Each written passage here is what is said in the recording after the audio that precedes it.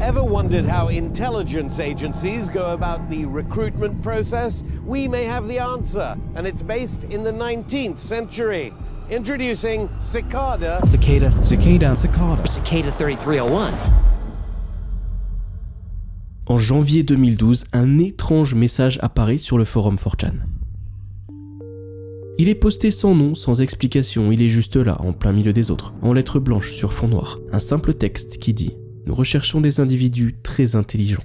Pour les trouver, nous avons conçu un test. Un message est caché dans cette image. Trouvez-le et il vous mènera sur la voie pour nous trouver. Nous avons hâte de rencontrer les rares qui iront jusqu'au bout. Bonne chance, 3301. » Ces quelques lignes donneront naissance à l'un des tout premiers ARG. L'ARG, c'est une forme de jeu interactif qui mêle fiction et réalité, mais si vous regardez ma chaîne ou celle de mes confrères francophones, je suis certain que vous savez déjà très bien ce que c'est un ARG. L'ARG utilise des éléments du monde réel comme les sites web, les réseaux sociaux, les appels téléphoniques, les emails, etc. pour raconter une histoire complexe et mystérieuse dans laquelle les joueurs doivent enquêter, résoudre des énigmes et collaborer pour avancer. Et bien que le message paraisse anodin, il pourrait laisser penser qu'il s'agit simplement d'une offre destinée à recruter des personnes pour un travail, peut-être, par exemple. Mais à ce moment précis, personne ne pouvait imaginer qu'il s'agissait du début de ce qui deviendrait l'une des énigmes les plus fascinantes, complexes et insondables de l'histoire du web moderne.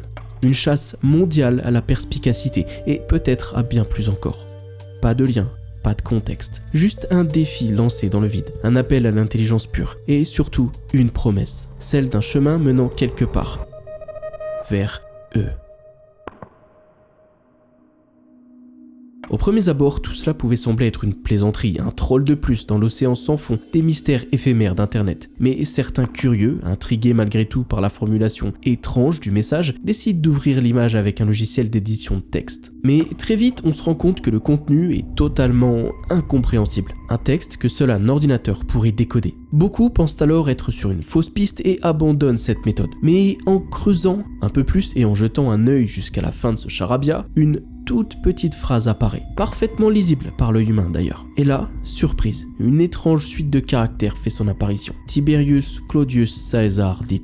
Et puis une chaîne de caractères laissant penser qu'il s'agirait peut-être de celle qu'il faudrait justement trouver. Cela confirmerait bel et bien l'existence d'un message caché dans les données de l'image, utilisant une technologie appelée la stéganographie. En clair, l'image n'était pas un simple fichier visuel, c'était un contenant, une enveloppe scellée renfermant la première pièce du puzzle bien plus vaste que ce que l'on pouvait imaginer. Ce message caché renvoyait maintenant à une nouvelle étape, une nouvelle énigme qui cette fois elle proposait un nouveau casse-tête encore plus complexe, qui nécessitait cette fois des connaissances en chiffrement, en histoire, en philosophie et en littérature. C'était non seulement pas un simple jeu, mais c'était un vrai test élaboré par quelqu'un ou quelque chose qui avait non seulement une immense maîtrise de la technologie, mais aussi une compréhension profonde de la psychologie humaine et de la culture. Alors, le fait de dissimuler une information dans une autre, ça c'est pas nouveau. Le but est juste de transmettre un message de manière inaperçue ou plus ou moins camouflée. Et ok, c'est bien tout ça, mais maintenant, comment déchiffrer ces petits caractères? Quel est le moyen de connaître la prochaine étape? Et maintenant qu'on a réussi à résoudre la première énigme,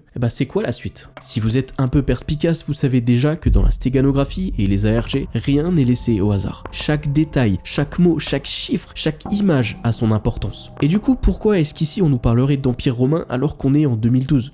En vérité, Tiberius Claudius Caesar était un empereur romain ayant régné de 41 à 54 après JC, connu pour son ascension inattendue au pouvoir, son érudition et l'expansion de son empire. Et si on y réfléchit bien, on se rend compte que cet indice nous montre que, pour déchiffrer cette énigme, on va devoir avoir recours au code César, aussi appelé le chiffrement par décalage. Cette méthode est plutôt simple sur le papier. Elle était notamment utilisée par Jules César vers les 100 avant Jésus-Christ, et il s'agirait de l'une des premières méthodes de chiffrement au monde où chaque lettre est décalée d'un certain nombre dans l'alphabet. C'est un code de chiffrement plutôt simple, connu et parfait pour une première énigme, d'autant qu'il reste accessible à un large public, ayant un tout petit peu de connaissances en technologie. Et pour le coup, Tiberius Claudius c'était le 4e empereur romain à régner, et si on prend le chiffre 4 et qu'on l'applique avec le principe du code César, et donc on décale chaque lettre de l'alphabet de 4, le A devient D, le B devient E, on arrive à ça. Ouais, les mecs, ils ont vraiment bien pensé ce qu'ils ont fait. Et donc, avec cette méthode, on parvient à accéder à un lien Imgur. En suivant ce lien, on découvre une nouvelle image représentant un canard accompagné d'un texte.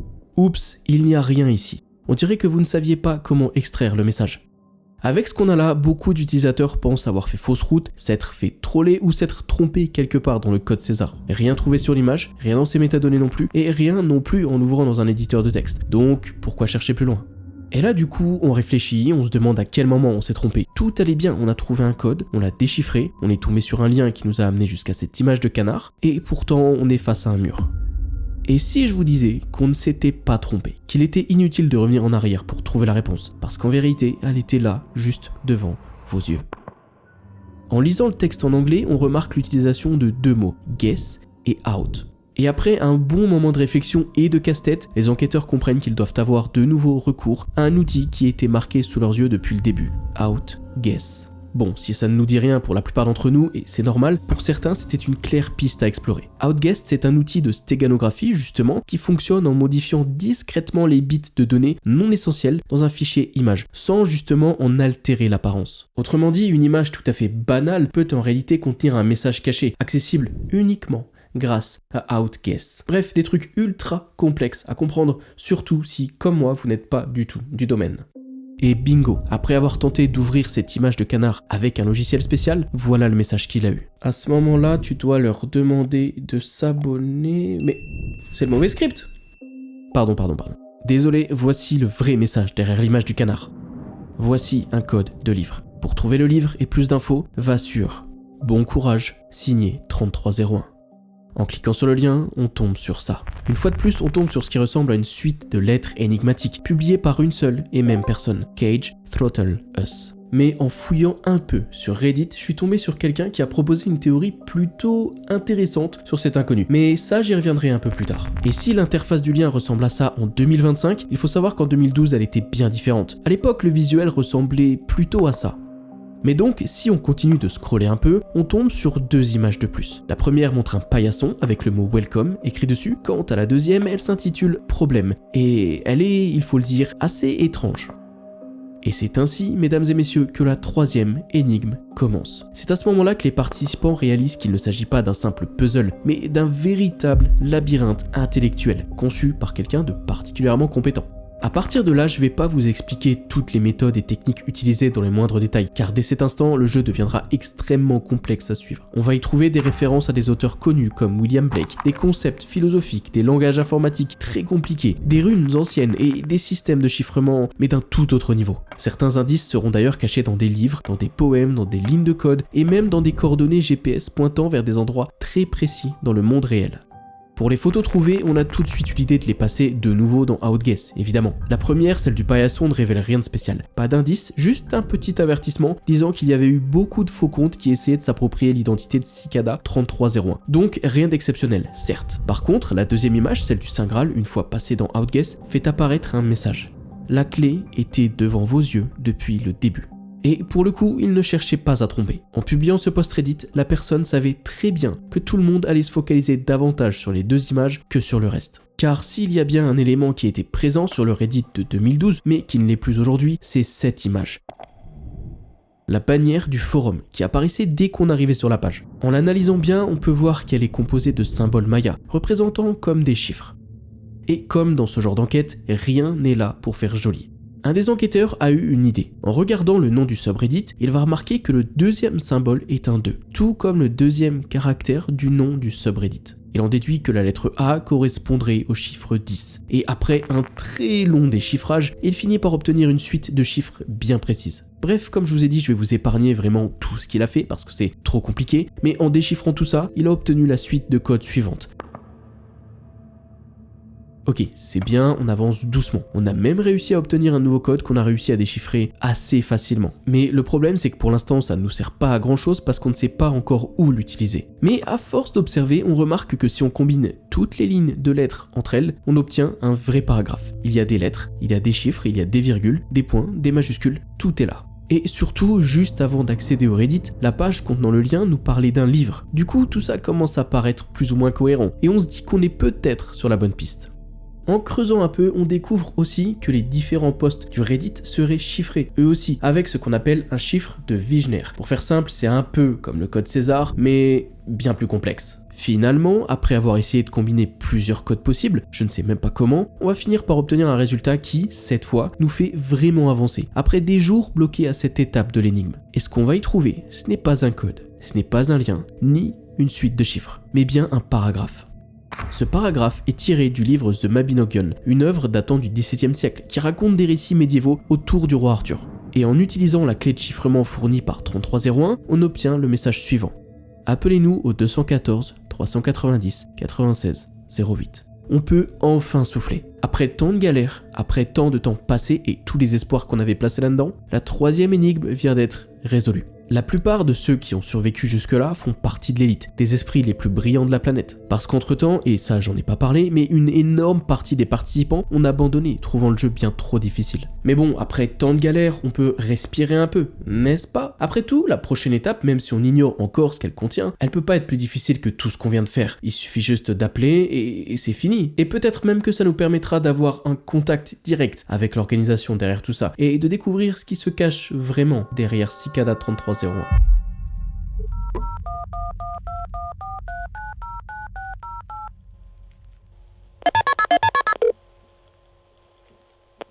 Very good. You have done well. There are 3 prime numbers associated with the original final .jpeg image. 3301 is one of them. You will have to find the other 2. Multiply all 3 of these numbers together and add a .com on the end to find the next step. Good luck. Goodbye.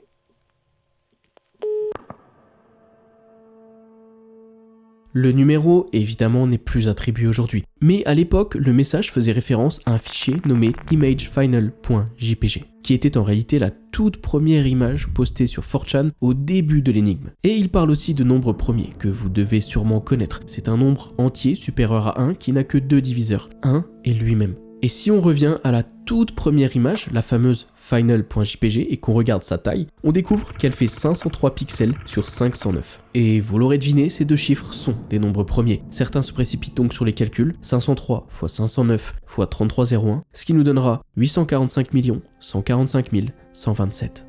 Maintenant, il ne reste plus qu'à ajouter un .com, on appuie sur Entrée, et on tombe là-dessus. Une cigale qu'on appellera la Cicada et qui deviendra aussi par la suite donc le logo de cette organisation. Un compte à rebours et un fond blanc. Mais ça ne s'arrête pas là. En utilisant à nouveau l'outil Outguess sur l'image du site, un nouveau message caché apparaît. Vous vous êtes bien débrouillé pour arriver si loin. La patience est une vertu. Rendez-vous le 9 janvier 2012 à 17h, signé 3301. Alors, est-ce qu'il faut vraiment y croire cette fois-ci? Ou s'agit-il encore d'une nouvelle énigme cachée comme on en a l'habitude avec eux? Certains vont essayer des choses, essayer de trouver une nouvelle piste, mais rien. À ce moment-là, il n'y a plus rien à faire à part attendre. Le 9 janvier va rapidement arriver, et exactement à l'heure prévue, le compte à rebours laisse place à une seule image, une cigale. En passant cette image une fois de plus dans Outguess, on découvre quelque chose qui dépasse tout ce que l'on avait imaginé jusqu'à maintenant. Un indice qui laisse penser que Cicada 3301 est une organisation bien plus grande et vaste que ce à quoi tout le monde s'attendait. Des coordonnées géographiques sont découvertes dans le monde entier. À Paris, à Varsovie, à Séoul, à Sydney, à Seattle, à Miami. Et à chaque emplacement, des personnes ont trouvé des feuilles de papier collées sur des poteaux, sur des lampadaires et sur des panneaux de signalisation. Des personnes suffisamment déterminées et coordonnées pour aller toutes en même temps coller des affiches à des endroits différents, très éloignés les uns des autres sur le globe. Des affiches qui d'ailleurs contiennent l'image de la cigale et des QR codes placés vraiment partout sur la planète. Et surtout, il fallait que toutes ces affiches soient posées exactement au même endroit, au même moment temporel, à des emplacements précis et à une heure choisie pour éviter qu'elles soient retirées trop tôt. Bref, c'était minutieusement calculé. Mais même si ces affiches sont apparues un peu partout, les QR codes qu'elles contenaient ne renvoyaient pas tous au même message, forçant donc les participants à collaborer entre eux. C'est ainsi qu'ils vont découvrir qu'il existait en réalité 2 variantes d'affiches. Dans les 2 cas, scanner le QR code menait vers la même page, une image en blanc sur noir d'une cigale, avec écrit au-dessus « Everywhere », ce qui signifie « partout » en français. Et bien sûr, tout était encore une fois signé avec le nom du collectif, 3301. Mais c'est en plaçant cette image sur Outguess, une fois de plus, qu'on va vraiment découvrir la différence entre les 2 types de QR codes que je vous disais juste avant. Chacun contenait un code de livre différent, permettant d'aller encore une fois plus loin dans l'aventure. Mais surtout, à la fin du message, une phrase de mise en garde était affichée. Vous avez trop partagé jusqu'à maintenant. Nous voulons les meilleurs, pas les suiveurs. Afin de poursuivre le jeu, il était demandé d'utiliser le livre Agrippa de William Gibson, et plus précisément le poème qui l'accompagnait, livré sur une disquette au moment de l'achat. La grande différence entre les messages, ce sont les 3 premières lignes. Elles semblent décrire les livres qui serviront de clé pour déchiffrer les codes. Et en parallèle, si on retourne sur le site de Cicada 3301, on remarque qu'il a changé. Il n'affiche plus les coordonnées GPS, mais des suites de chiffres qui correspondent aux fichiers JPEG, que l'on peut retrouver justement en scannant les QR codes. Une manière d'inclure un peu ceux qui n'ont pas pu se rendre sur place, malgré qu'il disait qu'il ne voulait plus de suiveurs. Une fois le code décrypté, on obtient un lien vers un autre site qui ne se termine cette fois-ci pas par .com comme un site normal, mais par .oignon. Et là, si vous savez pas c'est quoi un site en .oignon, laissez-moi vous présenter quelque chose que vous avez forcément au moins une fois entendu parler, le dark web. Car les sites qui se terminent en .oignon appartiennent tous au dark web et ne peuvent s'ouvrir qu'avec un navigateur en particulier. En se rendant sur l'adresse en .oignon qui nous a été fournie, on tombe sur un long message accompagné d'un formulaire. Félicitations. Merci de créer une adresse mail sur un service de messagerie libre, gratuit et public. Une adresse que vous n'avez jamais utilisée auparavant et entrez-la ci-dessous. Nous vous recommandons de le faire en utilisant Tor pour garantir votre anonymat. Nous vous transmettrons un numéro dans les jours à venir, dans l'ordre dans lequel vous êtes arrivé sur cette page. Une fois que vous l'aurez reçu, revenez sur ce site et ajoutez à cette URL un / suivi du numéro que vous avez obtenu. Mais pourquoi faire tout ça ? Parce qu'au final, seule une minorité a reçu un message de Cicada 3301. Et les autres ? Rien du tout. Plus aucun signe, plus aucun message. Ils sont restés dans le silence complet, un silence lourd, presque lugubre. Mais regardons maintenant du côté de ceux qui ont été sélectionnés, parce qu'il y en a qui le disent, qu'ils ont réussi, qu'ils ont été sélectionnés. De là à les croire, c'est pas forcément facile, mais il y en a plein qui le disent. Avec la suite de l'enquête, on va vite se rendre compte quand même que tout ce qu'on a vu jusque-là, c'était l'échauffement en fait, c'est tout. C'était le training, c'était l'échauffement. Parce que si l'objectif était vraiment de repérer les esprits les plus brillants de la planète, alors cacher des messages dans des images, ce n'était que le début d'une aventure bien plus grande. Mais du coup, vous allez me demander, c'est quoi la suite ? Si on se penche sur les quelques finalistes sélectionnés, ceux qui ont réussi à avoir un numéro de la part de Cicada 3301, on découvre qu'il y avait des énigmes encore plus complexes que tout ce qui a été présenté jusque-là, mais vraiment beaucoup plus dur. Ensuite, après avoir reçu leur numéro, les participants se rendaient donc sur le site. Et là, un nouveau test les attendait, accompagné d'un message. Ce message leur expliquait que l'épreuve à venir était chiffrée à l'aide du chiffrement RSA. C'est une technique de cryptographie classique sur laquelle repose aujourd'hui la sécurité de tout Internet. On y apprend aussi que le message ne s'affichera qu'une seule fois, et surtout que chaque personne va recevoir un message chiffré, unique et personnalisé. Ils auront donc tous des informations différentes. Et là, le petit groupe qui ont eu ces informations se voit aussi formellement interdit de collaborer avec les autres. On les prévient donc que s'ils partagent ne serait-ce qu'un seul de leurs résultats, ils seront immédiatement disqualifiés. En effet, il y avait 2 énigmes qui demandaient des connaissances mathématiques et cryptographiques très poussées. On ne va pas trop entrer dans les détails parce que franchement, comme je vous l'ai dit, ça deviendrait trop lourd et trop complexe, mais même les plus brillants ont eu du mal à tout comprendre. Mais bon, parmi ces épreuves, il y en a eu une qui sort un peu du lot, une énigme musicale. Quand les joueurs se sont rendus sur le site en .oignon en question, ils sont tombés sur ce qui ressemblait à un refrain de musique.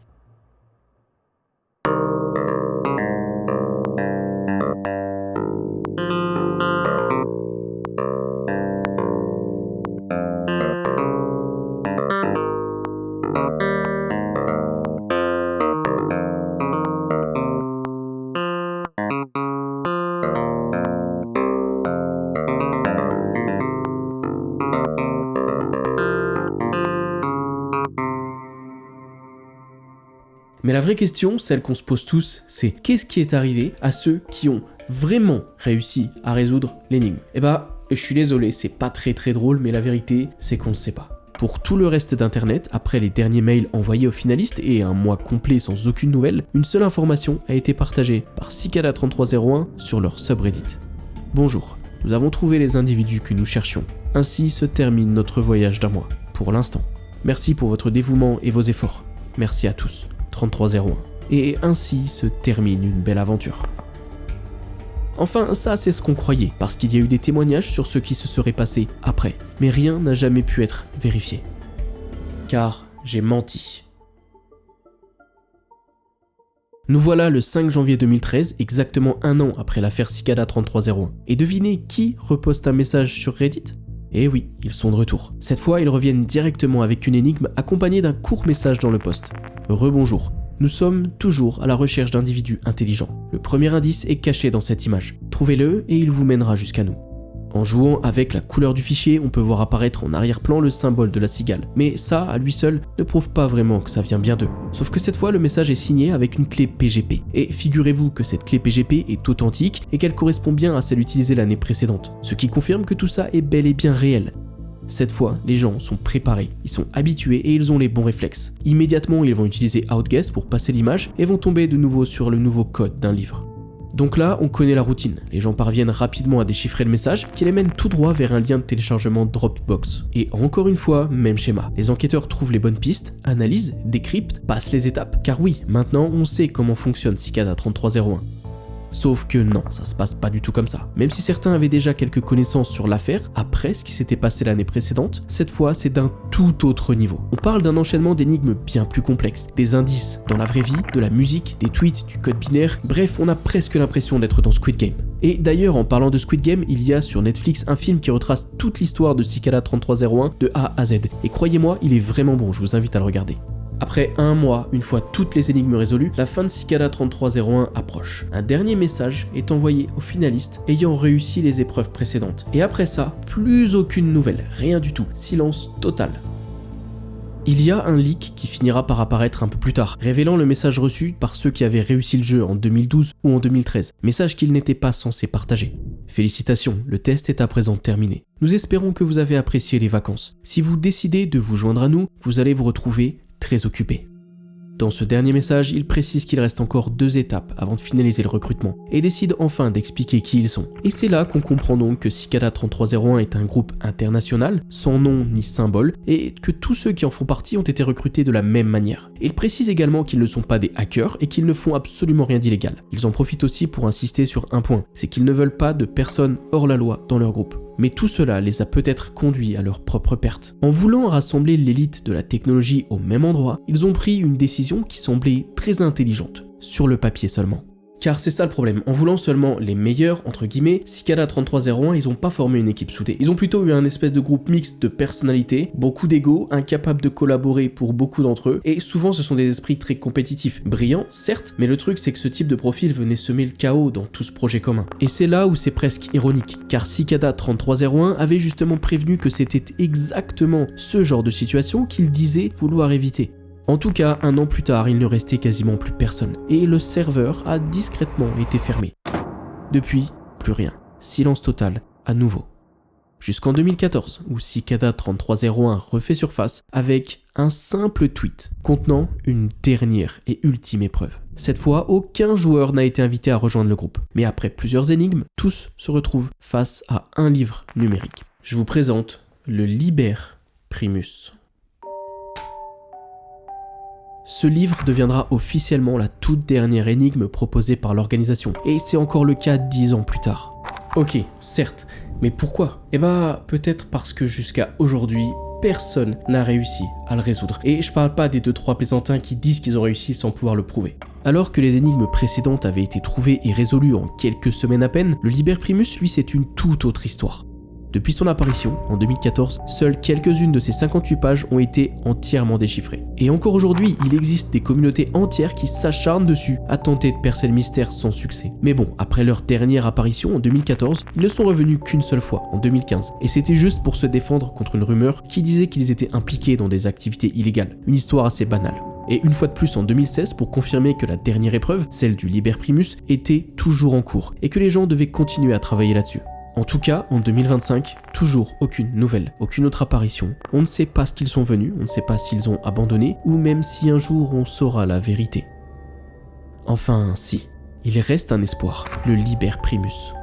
Alors oui, on est encore loin d'avoir déchiffré l'intégralité du document. Même en 2025, ce puzzle reste incroyablement complexe, et c'est énorme, malgré son nom qui circule de plus en plus, il résiste encore. Évidemment que j'ai essayé comme des dizaines de milliers d'autres personnes. On a même trouvé les clés de transcription pour transcrire chaque rune en lettres ou en valeurs, mais malgré tout, on bloque. Des bouts de pages ont été déchiffrés, certes, mais ce qu'elles révèlent amène parfois encore plus de confusion. Actuellement, la page la plus prometteuse, entre guillemets, est la page 56, celle-ci. Une fois déchiffrée, on peut y lire. Une fin. À l'intérieur du Deep Web, il existe une page dont le H est le suivant. Il est du devoir de chaque pèlerin de chercher cette page. Un hash, c'est un peu comme une empreinte digitale unique qu'on obtient en transformant n'importe quel fichier texte, ou fichier tout court, en une suite de chiffres et de lettres. En gros, ce code hash que vous avez sous les yeux correspond très certainement à un site internet, et je pense en point oignon. Alors j'ai essayé, j'ai fait des recherches, j'ai fait du Python, j'ai fouillé, j'ai utilisé l'IA pour brasser des tonnes de data rapidement, retourner le web en surface et le dark web. J'ai essayé de hasher en SHA-512 chaque phrase du livre pour voir si un hash correspondait avec celui donné par Cicada 3301.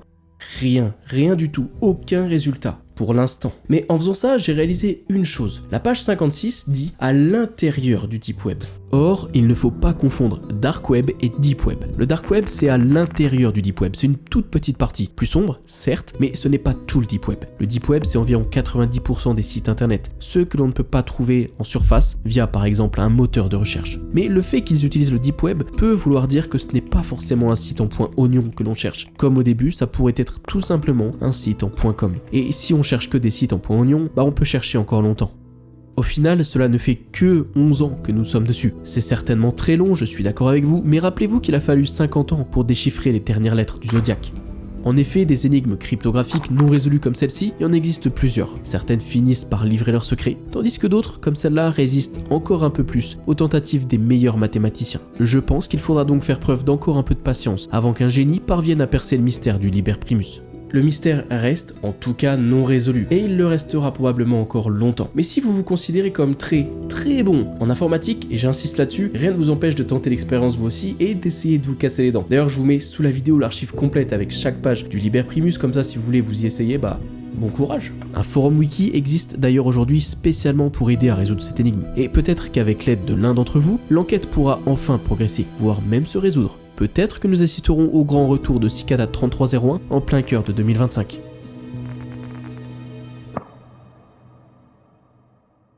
Les amis, n'hésitez pas à me dire ce que vous en avez pensé. Comme d'habitude, j'espère vraiment que ça vous a plu. Moi, encore une fois, c'était un régal à faire cette vidéo. Cicada, c'est un truc que j'adore, mais je voulais pas faire une vidéo trop tôt non plus. Je sais que Feldup en avait fait une, il y a pas mal de gens qui en parlent aussi aux US, mais il y avait des petites updates et voilà, c'est quelque chose que je devais faire. Je considère ça comme un classique. Donc, petite requête aussi, parce que je remarque que beaucoup de gens regardent mes vidéos, mais ne sont pas abonnés. Si ça vous plaît uniquement, abonnez-vous, likez la vidéo, ça aide énormément, et puis mettez la petite cloche, comme ça vous serez notifié des prochaines sorties. C'était Théo. Des bisous et à la prochaine.